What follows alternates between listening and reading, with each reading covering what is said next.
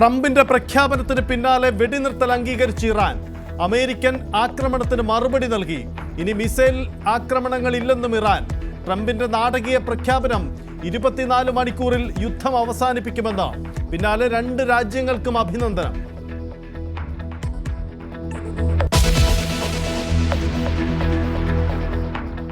കേരളത്തിൽ നിന്നുള്ള വിമാന സർവീസുകൾ വ്യാപകമായി റദ്ദാക്കി.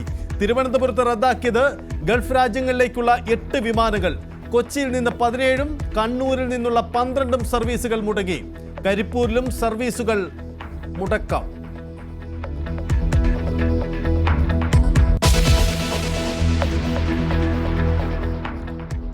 ഖത്തർ സമാധാനത്തിലേക്ക് മടങ്ങുന്നു. വ്യോമപാതകൾ തുറന്നെങ്കിലും ഗതാഗതം സാധാരണ നിലയിലായില്ല.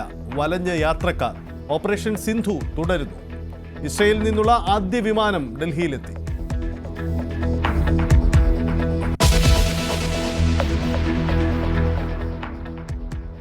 അഹമ്മദാബാദ് വിമാനാപകടത്തിൽ മരിച്ച രഞ്ജിതയുടെ മൃതദേഹം ജന്മനാട്ടിലെത്തിച്ചു. തിരുവനന്തപുരം വിമാനത്താവളത്തിൽ ഏറ്റുവാങ്ങി പ്രമുഖർ.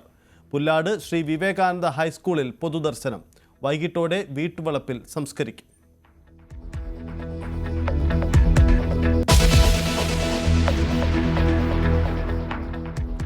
PV അൻവറിന്റെ UDF പ്രവേശനത്തിൽ പ്രതികരിക്കാതെ നേതാക്കൾ. ഒന്നും പറയാനില്ലെന്ന് സതീശനും അനിൽകുമാറും.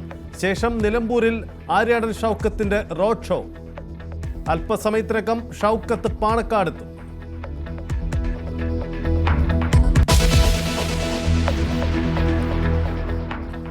VS അച്യുതാനന്ദന്റെ ആരോഗ്യനിലയിൽ പുരോഗതി. തീവ്രപരിചരണ വിഭാഗത്തിൽ തുടരുന്നു. VS മരുന്നുകളോട് പ്രതികരിക്കുന്നുണ്ടെന്ന് ആശുപത്രി അധികൃതർ.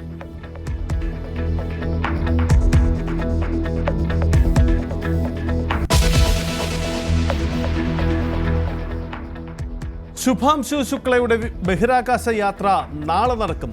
ആക്സിയം 4 നാളെ ഇന്ത്യൻ സമയം 12:01 നടക്കുന്നത്. 7 തവണ മാറ്റിവെച്ച ദൗത്യം.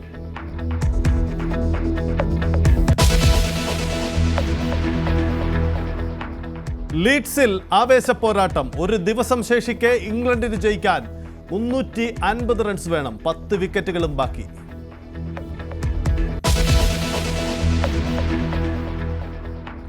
CPI സംസ്ഥാന സെക്രട്ടറിക്കെതിരായ ഫോൺ സംഭാഷണത്തിൽ മാപ്പപേക്ഷിച്ച നേതാക്കൾ.